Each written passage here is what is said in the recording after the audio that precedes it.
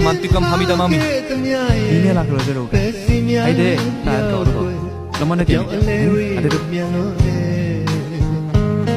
ဟိုစေသူ့ဘဝပျော်စရာတွေမိမောင်ကြသွား Bine ne bang Jagam romanticam hamida mami အစီပြေခွင့်မပေး Jagam romanticam hamida mami ဝေးခဲ့ဖို့ချစ်သူရဲ့ဘယ်ညာယုံနေဒီလေခွေဘယ်စီရောက်လို့နေလေခွေမီလောင်ရသွေးသလိုပါပဲကြမ်းတမ်းတဲ့မုန်းတမ်းအချို့နောင်ခံဘဝချစ်သူ